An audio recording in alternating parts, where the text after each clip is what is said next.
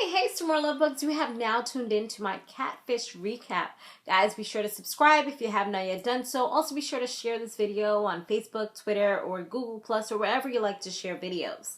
So, this one, I don't know, it was a little bit shocking, but it wasn't, and then I feel like the guy was in denial, but we're going to get into all that in a moment. So this dude, he's 23 years old. He lives in Texas, and he's the one that reached out to Neve and Max. And he said that he's a father, and he messaged this girl who had like this pretty gorgeous profile, boobs are all popping and everything like that.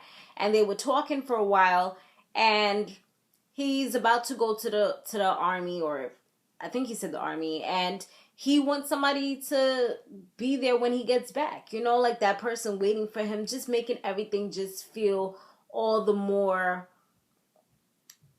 you know, all the more important and just worthwhile, you know? So Felipe, he says that he's never spoken to her on the phone. So there goes a little red flag, never seen her in person. And supposedly they don't even live that far from each other. They both live in the same state. So it's like, dude, you know, this is not sounding too good. If y'all live in the same state and she talking about she always has to do photo shoots or she has to work on pursuing her dreams, which is becoming a model. So some of the things that he likes about her is that she's supportive, but he also loves the physical as well. Like that's the main attraction to him. And he said that he is skeptical about the whole thing, but he wants to go forward and just make sure that it's not a catfish. When Max and Neve do their search, they come up with a person related to the name that is a scam artist. This person, their name is Paris Roxanne, and they had like was it a basketball player and a young girl meet up? They were like playing the role of two people, and when they did, the girl was like really young, so then since she was the person that knew, she kind of came in between via message, and then she blackmailed the basketball player. Like, even though it's legal for a 17-year-old to have sex with somebody that's older, he didn't want to have the whole scandal going down with his name behind it, so he paid her off. But it's like an investigation that's currently going on right now. So the name is just connected to a whole bunch of shams, and it's just horrible.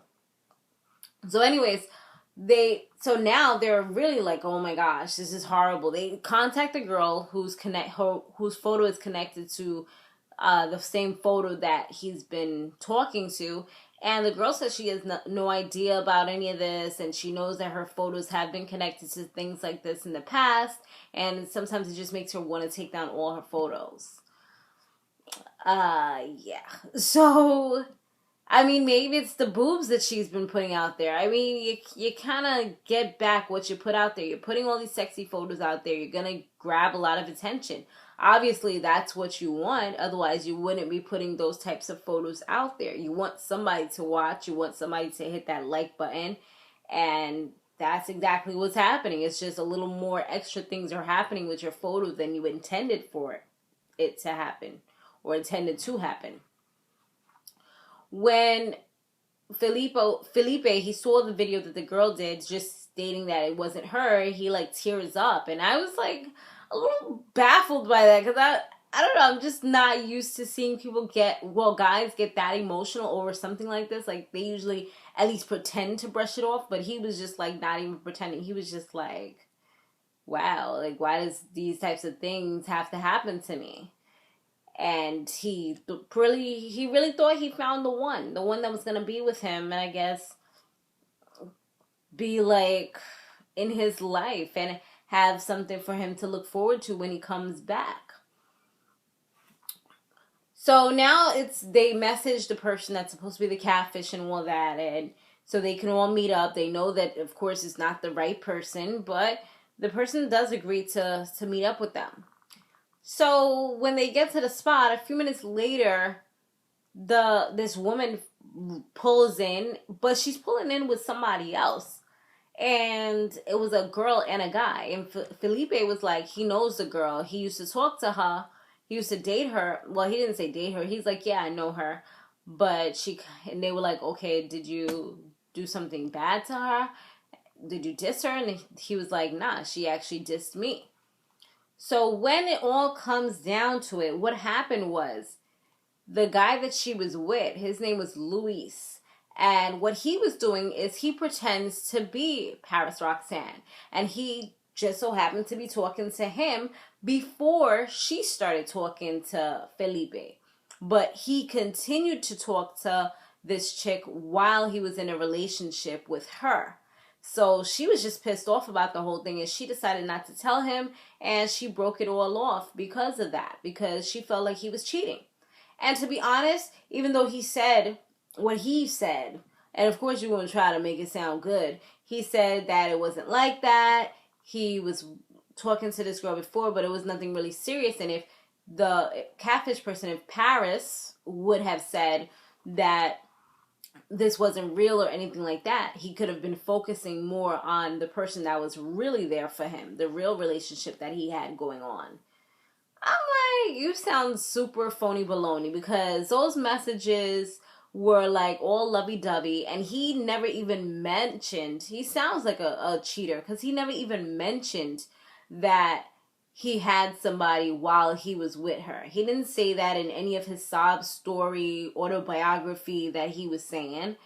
And yeah, like, I just feel like he tried to deceive people and be like he was the victim and he was this caring guy who got catfish. But dude, you was like pretty much cheating. If you had gotten the opportunity to meet up with her, you would have, and who knows what else would have happened. So I don't blame this chick, what was her name, Alex. I don't blame her at all for feeling the way that she felt, as though he was cheating, because that's pretty much what he was doing. He was giving his attention to somebody else that he should have been putting on her, when she's the person that's real, that he can touch, that he can have sex with, that he can do whatever he wants to. You rather have this crazy connection and be ready to leave her for somebody that you don't even know. And look what happened to you. It's kind of like you kind of got what you kind of got that karma, you know? Karma came looking for you, honey. So this dude, he says that he's not gay, this Lewis guy, but he just does this because, and see, I hate the whole victim thing, because he says that he did it because he got molested when he was a little kid, when he was young. I forgot, I don't know if he said how old he was, but it was by one of his teachers, and it went on for 5 years. I mean, I totally understand that's a traumatic experience, and you know, you don't wish that upon anybody.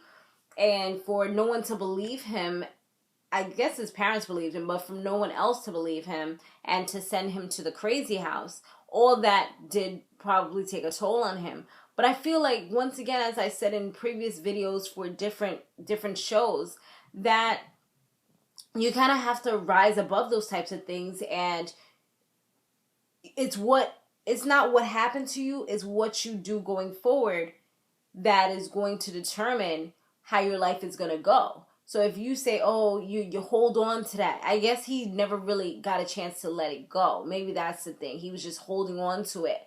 Maybe he needs to talk to somebody, get it out. I mean, now he was able to say what he had to say, and everybody was listening. Everybody's open ears. Everybody all around the world, honey, would listen to you.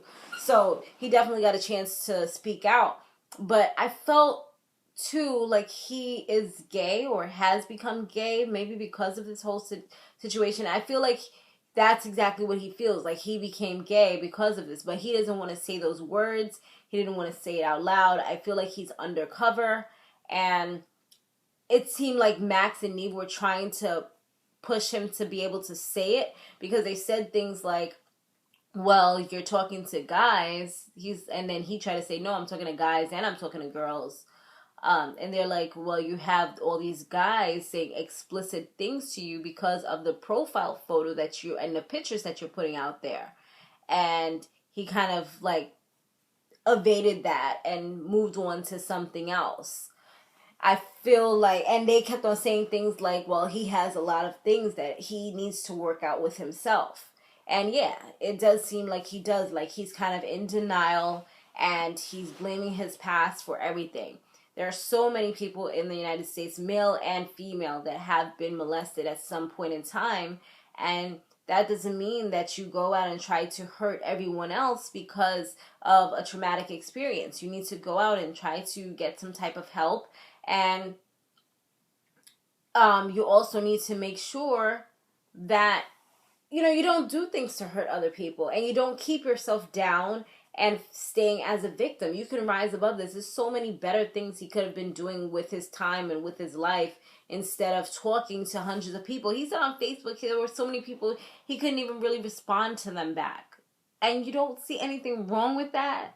There is something seriously wrong with that. Like maybe you might need some pen pals or friends or something, but that's not the way you go about doing it. So that's what I think was the issue with him. I didn't see like their follow-up because I guess it came on with the after chat type thing that they had going on, and that didn't get recorded because I didn't even know it was coming on. And I usually don't watch those anyway because it's like a little bit longer for me. But yeah, that was pretty much it. And I don't think that Felipe totally forgives him for treating him this way. Like Felipe almost got his little attitude on. Like he almost boxed the man down because he was like, yo, it's like he's pretty much telling me in my face that I'm a joke to him. And it's not funny. This is real life. You know, anybody would get mad if somebody's standing there talking like that and just saying, yeah, like I played you and I did it because of this. Once again, a lot of people have had really messed up childhoods and have grown up effed up. I raise my hand to that. You know, a lot of things have happened, but you can either stay down and just be like, damn, I can't believe that this happened to me every single day, or you can turn everything around and just make sure that you become a better person. The choice is yours. Alright guys, let me know what you thought about this episode down below. Okay, thanks for watching. Be sure to stay fabulous, live free, and soar limitless. I'll see you in the next one. Laters.